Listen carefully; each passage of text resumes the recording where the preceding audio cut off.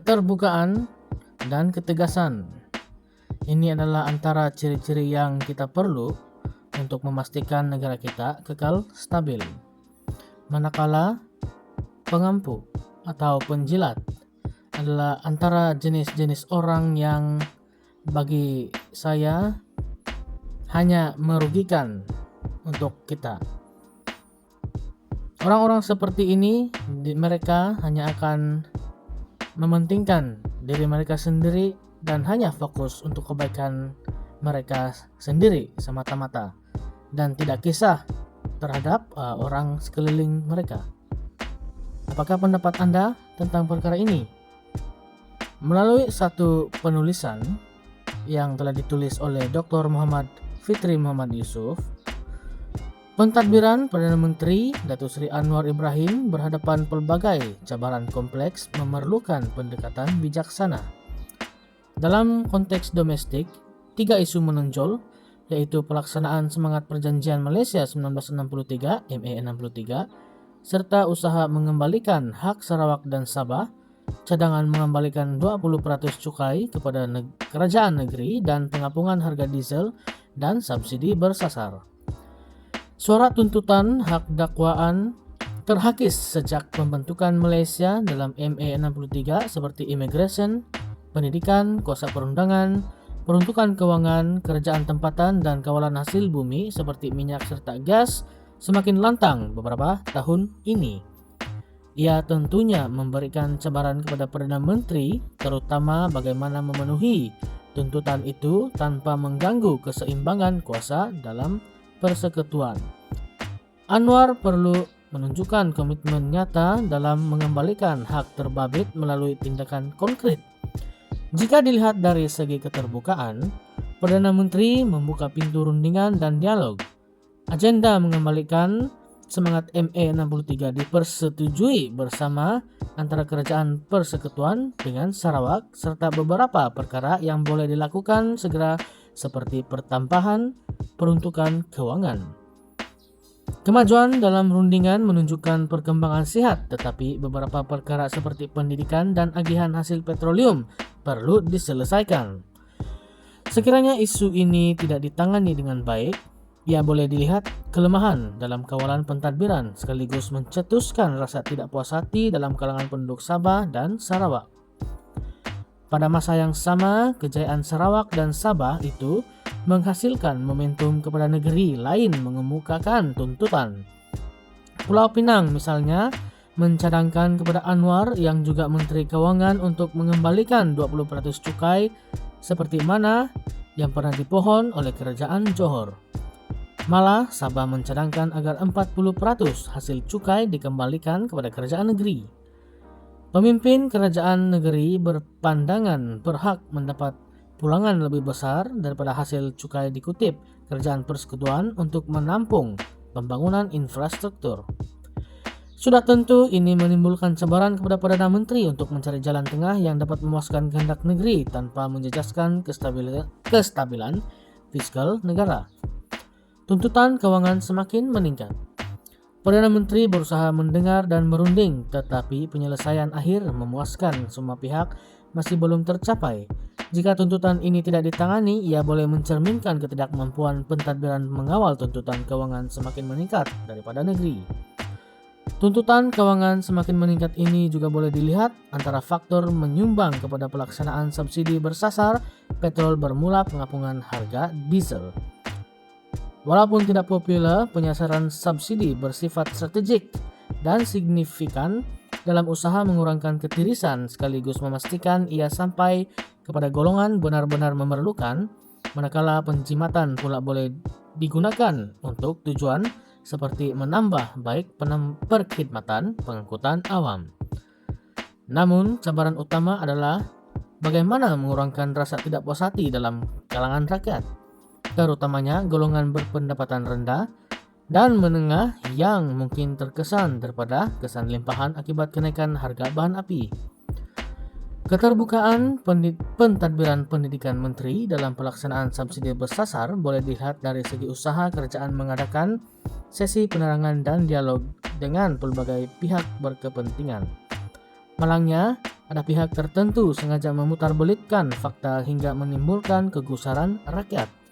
Justru jika hal ini tidak diurus dengan baik, ia boleh dilihat sebagai kegagalan dalam mengawal pelaksanaan dasar berimpak tinggi. Daripada analisis ketiga-tiga isu ini, terdapat petunjuk pentadbiran Perdana Menteri berhadapan cabaran agak getir menyelamatkan negara di belenggu hutang sekitar 1,5 triliun juta ringgit. Namun, keterbukaan pentadbiran dapat dilihat melalui usaha berunding dan mendengar pandangan pelbagai pihak, tetapi ia perlu disertai tindakan konkret dan hasil memuaskan untuk mengelakkan kerajaan dilihat hilang kawalan. Perdana Menteri perlu menunjukkan kepemimpinan tegas dan berwawasan, tetapi memastikan tindakan diambil berteraskan keadilan dan kemampuan untuk mengelakkan ketidakstabilan jangka panjang.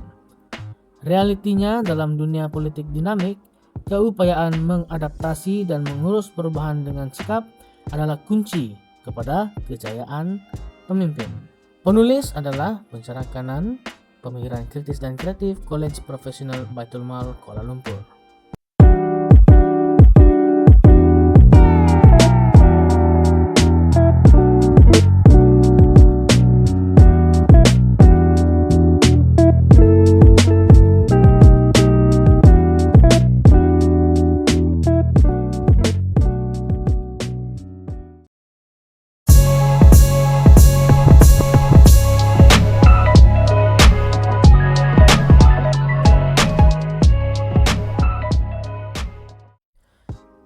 Sehebat manapun atau secanggih manapun mesin-mesin yang ada di dunia ini, ataupun artificial intelligence yang semakin meleluasa pada zaman yang moden ini, semua itu tidaklah berguna jika pengendali atau kaki tangan yang mengendalikannya tidak menjunjung nilai integriti yang tinggi.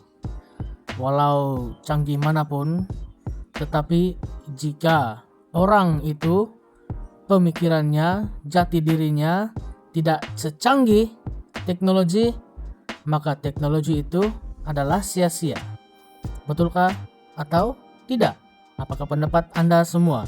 Peringatan Ketua Persuruhan Jaya Pencegahan Rasuah Malaysia SPRM Tan Sri Azam Baki, walaupun sedih, kebenarannya tidak boleh disangkal karena hakikatnya manusia mengawal dan menentukan proses dilakukan mesin, bukan sebaliknya.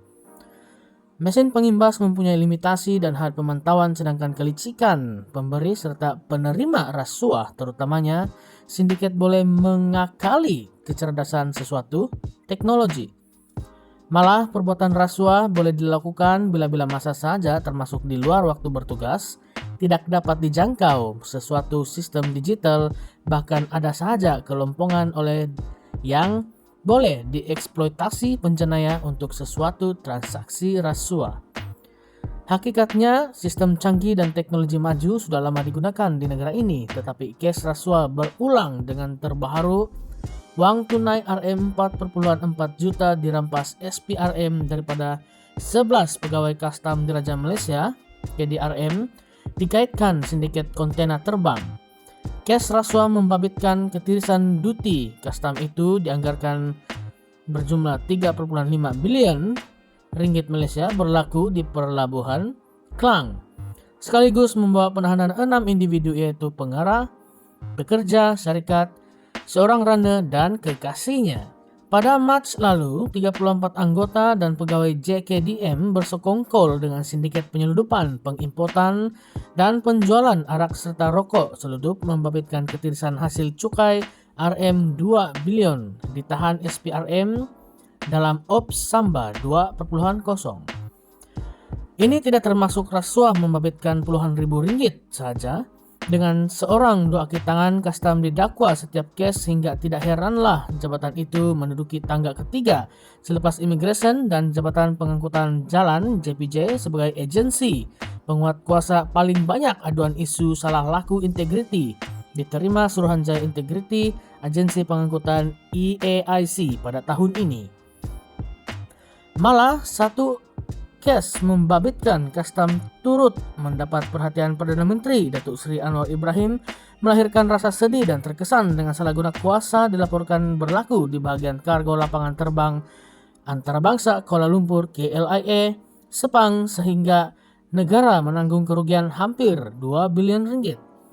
Justru kerajaan boleh memperkenalkan pelbagai mekanisme baru termasuk memendekkan tempoh penugasan dan penempatan bagi penjawatan kritikal untuk mengurangkan pengaruh dan hubungan mungkin terbentuk, tetapi benteng utama masih tetap sikap amanah dan integriti kaki tangan serta pegawai agensi penguatkuasa termasuk Kastam. Malah usaha menghalang daripada seseorang dirasuk, godaan sindiket dan tarikan kemewahan juga tidak boleh dilaksanakan secara individu. Sebaliknya, program pembentukan ketahanan jiwa perlu berlaku dengan kolektif. Selain dimanfaatkan pendekatan agama dan kerohanian untuk membina jati diri anggota dan pegawai yang membenci rasuah, kerajaan boleh mencontohi mekanisme digunakan di negara seperti Singapura yang kastamnya dikategorikan sebagai paling rendah risiko rasuah untuk perniagaan oleh Global Enabling Trade Report GETR sebelum ini. Pada masa yang sama, kaki tangan terbukti amanah dan berintegriti pula perlu diberikan kredit, sekaligus dapat memastikan motivasi serta semangat kerja tidak luntur disebabkan setitik nilai yang merosakkan image Kastam keseluruhan.